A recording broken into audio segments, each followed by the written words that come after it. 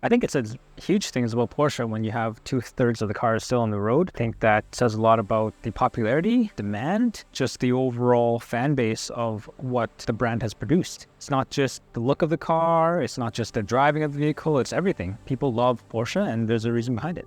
It just goes to show like the craftsmanship behind them, the passion for people still love it and care for them. Obviously a vehicle it's never going to expire. It's a vehicle that's going to be around for the rest of our lifetimes, and Porsche's done a good job at making sure that these owners can keep their passion alive. I mean, we're built around endurance, and with the amount of wins, we can talk about endurance all day in Porsche. 24-hour Le Mans is a true testament to what Porsche is about, and being able to drive their cars for literally as long as possible.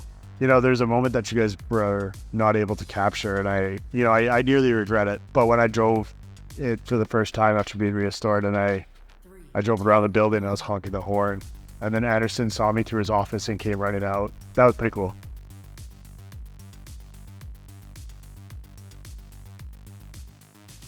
So for this team, there couldn't have been a better group of individuals. Each person was so incredibly important. Megan was fearless leader in finding a part. If she could not find it, she would go to every source humanly possible.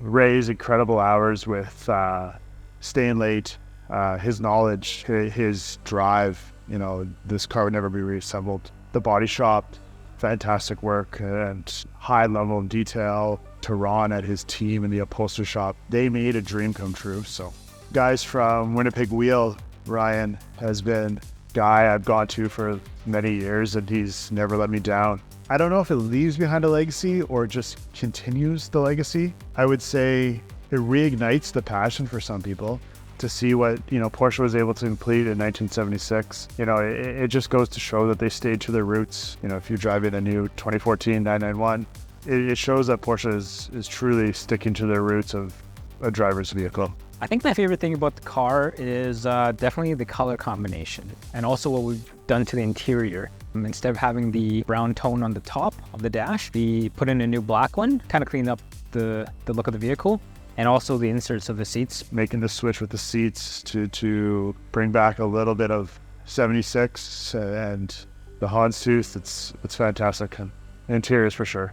I think the thing that I'm most proud of with this car is the camaraderie that it's done for the team. Everybody who's worked on it is super proud of the vehicle. We constantly have team meetings about the car and to talk about the progression. There were a lot of local people involved in the project, and I think to be able to highlight the project, speaks volumes to the brand and to the DNA and heritage of Porsche. So to the partners of this project, first and foremost, huge shout out to the guys behind the camera. We got Andrew, Jason, Alex, and Jordan from Prolex, capturing everything, going to every location. I think that was a big thing for us, so appreciate that. Ron and the team at Ron's Upholstery. A big thank you to Joel and the team at JMax for the countless hours that were put into the paint and bodywork.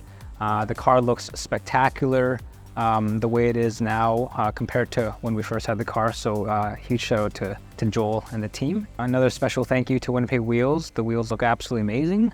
Look like they came out of the factory that way. Remiss if I didn't thank my team at Porsche Centre Winnipeg again for all the hard work.